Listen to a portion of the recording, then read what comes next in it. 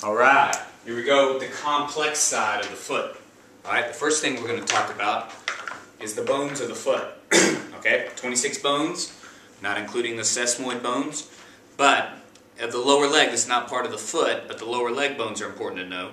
This is the tibia, this is the fibula. Okay, so this is my right foot. On the medial side, I have a medial malleolus. On the lateral side, I have a lateral malleolus, which is the actual fibula. The medial malleolus is the tibia. Okay.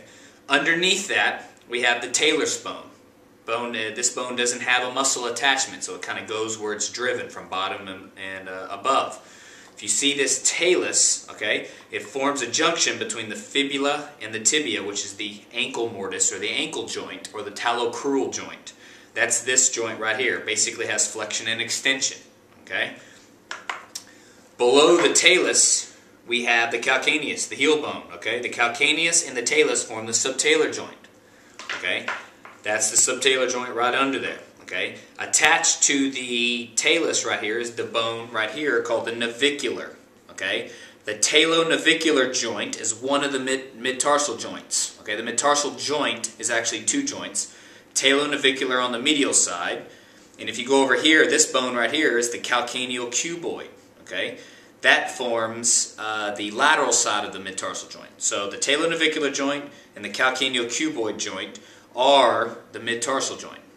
Okay, they function as one. Okay, so if you look at it, the subtalar joint was the calcaneus and talus.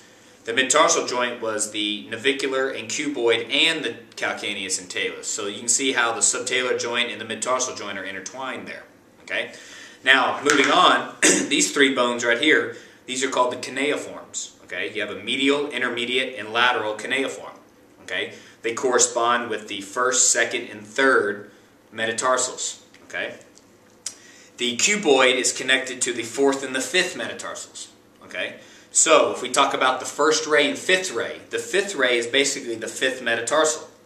The first ray is the medial cuneiform and the first metatarsal. Those two bones together kind of function as one unit. That's why we call them the first ray. Okay. Now the second, third, and fourth we call the middle rays. They actually kind of move on their own. Okay. So the first and the fifth ray have their own axis of rotation. Okay. They can actually do their own thing independent of the foot. 2, 3, and 4 actually have to go together. Okay. They're called the middle rays.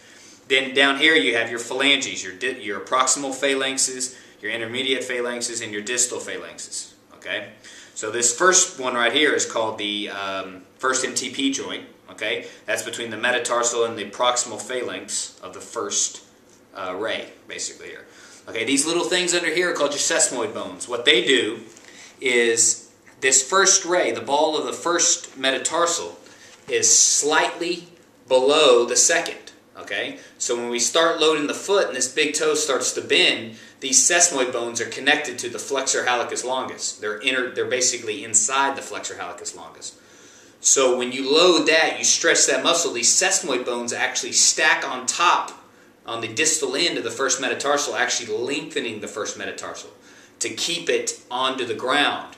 So we don't just beat up this second met head. Those kind of move into here and actually make it functionally longer. So we have a central pivot point to push off of, which is the first MTP joint. Okay? So now we're going to go over a little bit of the axis. Okay? Now the axis of motion around some of these joints here is kind of key. Okay? So here's a line. I'm going to use this as a line.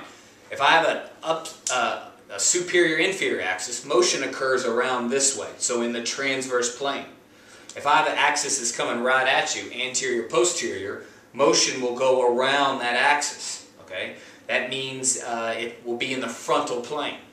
If this axis lies in the frontal plane, if it's just a planar axis, the motion that occurs around it, that rotates around it, is called the sagittal plane motion. Okay? Now in the foot, you have a lot of uniaxial joints, meaning you can draw a line through the joint which way motion occurs. Okay? In the hip, there is no way you could draw a line. It's called a triaxial joint. So that means it can do any combination of frontal, sagittal, and transverse plane motions. That's why we only have one hip joint. Now, in the foot, we have all those different joints we talked about, and we need all those because we have all these, they're all uniaxial joints. So in order to get accomplished all the things we need to get accomplished in the foot, we better have a bunch of joints in there. Okay, that's why I have so many bones and so many joints in there. Okay, the first one I'm going to talk about is the ankle joint. Now, the ankle joint axis doesn't lie directly in the frontal plane. In fact, no axis of any joint in the foot will ever lie completely in one of those planes. It'll never lie straight in the sagittal plane where it only gets frontal plane motion, or it won't lie directly in the frontal plane where it only gets sagittal plane motion. You can draw a line basically all through 3 planes, but that just means there's only one motion taking place around that axis, but it's a triplane motion because the axis is not lying in a single plane. Just like in the shoulder, this is flexion and extension, this is AB and adduction, this is internal and external rotation. But if I go in a diagonal pattern, motion is occurring in all 3 of those planes, but there's only one motion occurring. Okay? So, in the ankle joint, the axis runs a little bit like this, predominantly in the frontal plane, but it's slightly deviated. That means we get a ton of plantar flexion and dorsiflexion of the ankle joint. Okay? There's slight, significant amount of abduction and eversion with dorsiflexion, and insignificant amount of adduction and plantar flexion, or adduction and inversion with plantar flexion. Okay? Now the subtalar joint axis runs like this, which is pretty much evenly distributed between the transverse and the frontal plane, meaning that we have a one-to-one relationship. So if it goes around this, we get a lot of motion in this way. So that means for every amount of eversion we get of the subtalar joint, we get equal amounts of abduction or external rotation. Okay? For any amount of internal rotation we get at the subtalar joint, we'll get the same amount of inversion. For every degree, we'll get the same amount of inversion. So that's the way the plane goes through the subtalar joint. So you think of the ankle joint mainly as a sagittal plane. You think of the subtalar joint mainly in the frontal and transverse planes. Okay? Now remember, we had 2 joints of the metatarsal joint. Okay? We have first the longitudinal, or the longitudinal metatarsal joint. What that means is it runs longitudinal to the foot, meaning it lies predominantly in the sagittal plane, but it's got a little elevation and a little deviation in that plane, meaning that we get a ton of frontal plane motion, inversion and eversion, happening at the talonavicular joint, or that longitudinal mid-tarsal joint axis. Okay, meaning we'll get that motion of the forefoot. Now the oblique axis happens around the calcaneal cuboid joint, or occurs relative to that, and it's way up here, and it's predominantly, it moves predominantly in the located in the frontal plane, where we'll get a lot of sagittal plane motion, but it's really high, meaning we get a lot of transverse plane motion. So your AB and adduction of the foot, and of the forefoot, of the mid-tarsal joint, and your plantar flexion and dorsiflexion occur about the oblique mid-tarsal joint axis. Okay?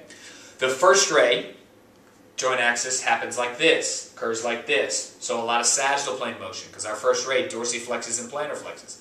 Same with the first MTP joint. It's really located in that frontal plane. That means motion happens in the sagittal plane, or rotation happens in the sagittal plane.